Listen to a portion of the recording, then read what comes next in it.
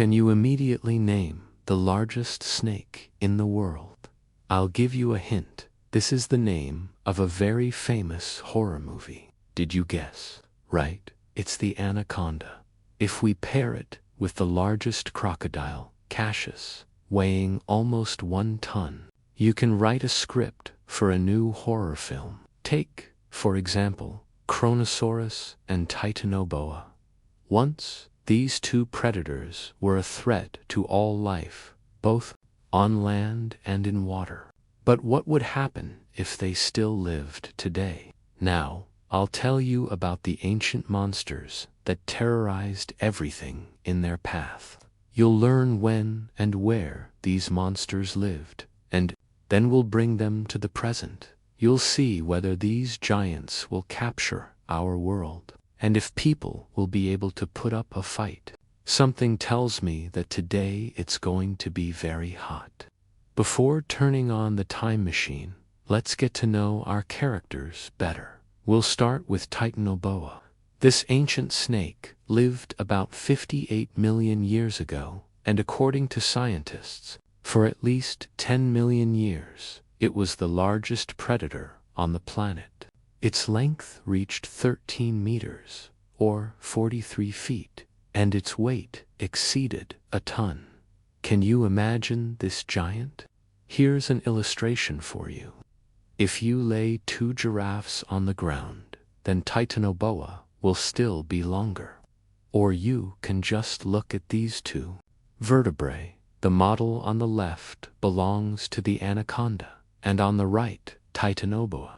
It turns out that the largest snake living today is half the size of the ancient reptile. In width, the megasnake could reach 1 meter, or 3 feet. It could easily swallow a young hippopotamus. True, in ancient times, there were no hippos. Titanoboa preferred to eat fish, and this monster could be found in dark swamps and rivers.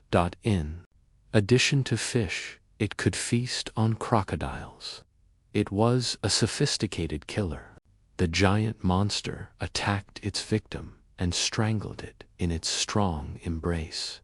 Then the snake swallowed it whole and digested it for a long time.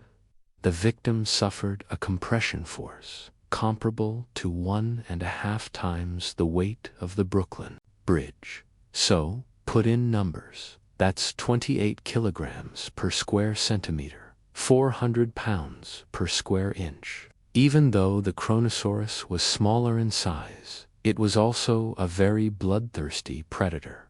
Its wide open mouth, full of many small teeth, speaks for itself, and the size of the predator is comparable to the dimensions of an orca, also called a killer whale. To be more precise, the Kronosaurus reached a length of more than 10 meters, or 33 feet, and its weight could reach up to 12 tons. In its appearance, it was remotely similar to a modern crocodile, only in a very enlarged version, and even their bite strength is a close comparison. It was also a skilled swimmer that probably attacked its prey from the depths. Kronosaurus had a very powerful rib cage for flippers and a small tail. It literally gnawed at its victim, leaving no chance for survival. Kronosaurus couldn't have encountered Titanoboa. They lived in different periods, and even perhaps loved a different habitat. Kronosaurus could live in fairly cold southern seas, but Titanoboa loved a hot climate. But this didn't stop the 2 predators from instilling fear and terror into all living creatures in the area. Now, let's imagine that these 2 monsters didn't die out, and that they still peacefully coexist with us. Although, would it be peaceful? This is a big question. If Titanoboa survived to this day, it could well be found in the equatorial tropics. For example, Titanoboa would love the hot climate of Colombia, or neighboring countries like Venezuela, Brazil, Ecuador, Peru, or Panama. Obviously, people would have to more carefully protect their homes from the intrusion of Titanoboa. However, it's unlikely that the snake could crawl unnoticed into a house. It would have no trouble knocking out a window or even breaking a door. Fortunately, this behavior is still unusual for snakes. But all the same, in order to protect themselves from intruders, people would have to surround their homes with high-voltage fences and keep a big stun gun under the pillow just in case. In noisy megacities, a huge snake would not have a single chance of survival. Only if the snake doesn't accidentally wind up somewhere under the heating main, a comfort that a reptile might appreciate. But food in the form of rats would hardly suit it. By the way, most likely she wouldn't be interested in people as a food source. In horror films, the anaconda often devours people. However, in reality, it rarely attacks a person. Titanoboa could be a welcome trophy. Any zoo in the world would dream of getting such a valuable specimen, and its skin would be a real hunt. People who catch these huge snakes would become real national heroes. As for the super snake diet, in our world it would find something to eat. Alligators, turtles, river dolphins would suit the giant in all respects. Animals on land would also have a hard time. Giant armadillos, manatees, tapirs, cougars, jaguars, caimans, and Brazilian otters would be endangered. Sure, adults would be too big, so cubs and young animals are what they need. Titanoboa wouldn't mind eating fish, since it's a more familiar diet. As a result, the food chain would be broken. Some animals would probably migrate to safer areas, but the fauna of the forests of Amazonia would be greatly impoverished.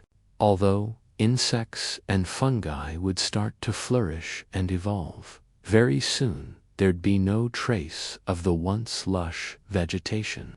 Kronosaurus would hardly have liked life in our condition either. In ancient times, even turtles were the size of a kitchen table. Eat just one and feel full all day. But such a monster would need about a dozen modern turtles.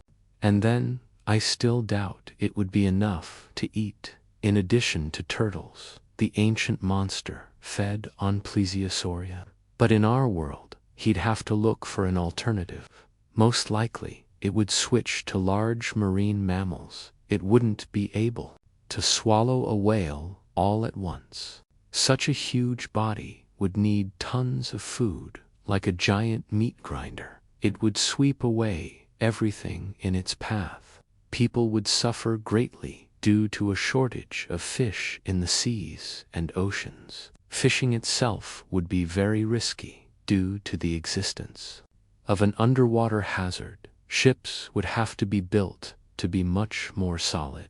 And in the event of the extinction of whales, a climatic catastrophe would begin. There would be nothing to extract thousands of tons of carbon from the air.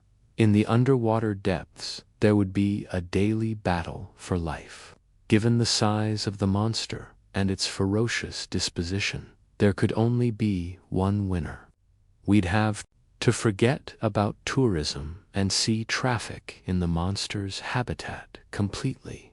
This place would be marked on all maps in red, and anyone who dared to go there would practically write their own death sentence. If Titanoboa had the most valuable skin, then a Kronosaurus would have had its teeth. Small and sharp like a saw, they could cost more than the horns of a rhino. Today, they're one of the most expensive materials in the world. Their price is about $65,000 per kilogram, more expensive than gold. By the way, did you know that there's a danger of the return of extinct animals to Earth? I'm not joking right now. Scientists don't rule out the possibility. First of all, I'm talking about Titanoboa. There's speculation that it lived at a temperature of 32 degrees Celsius, that's 90 degrees Fahrenheit. And given the growth rate of global warming, such average temperatures can become a reality. I'm glad it will take millions of years. Would you like to see ancient monsters with your own eyes?